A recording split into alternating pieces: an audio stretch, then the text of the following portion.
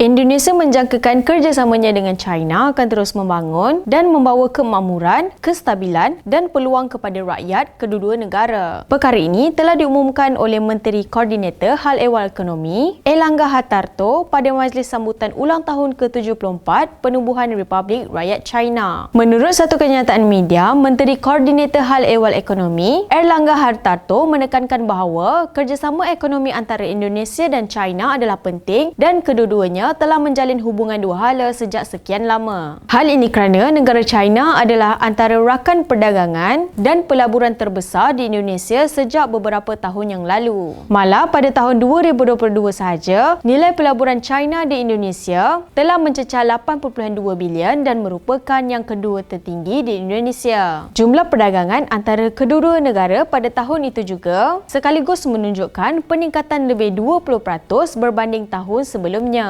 Selain itu, dalam kenyataan yang sama, Hartarto juga menekankan kepentingan membina hubungan yang kukuh dan berkekalan antara kedua-dua negara. Ini kerana perkongsian strategik komprehensif Indonesia-China yang telah berjalan selama 10 tahun telah membawa manfaat yang besar kepada kedua-dua negara. Bukan itu sahaja, kerjasama dua hala antara kedua-duanya juga terus berkembang dalam bidang pembangunan infrastruktur, industri hijau dan ekonomi digital. Terdahulu, Presiden Indonesia menyokong sepenuhnya dan bersedia untuk berkomunikasi rapat dengan China bagi mendorong pelaksanaan inisiatif dan memberikan sumbangan bagi pembangunan bersama global. Ini sekaligus meningkatkan kerjasama untuk menyuntik elemen kestabilan dan positif terhadap situasi serantau dan antarabangsa. Melihat kepada jalinan hubungan erat antara dua negara membangun ini, maka tidak heranlah bagaimana kedua-dua negara ini dapat berkembang maju seiring dengan pembangunan dunia. Ini sekaligus membuktikan kekuatan kerjasama dua negara membangun ini tidak boleh disangkal lagi. China inspirasi dunia.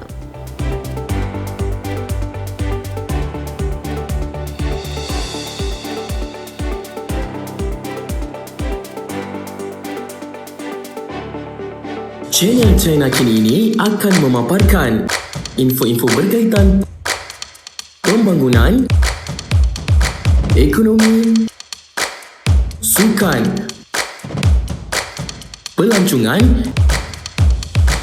kecanggihan sains dan teknologi yang terdapat di negara China. Untuk berkongsian lebih banyak info menarik, jom subscribe channel China Kini ini. China, inspirasi dunia.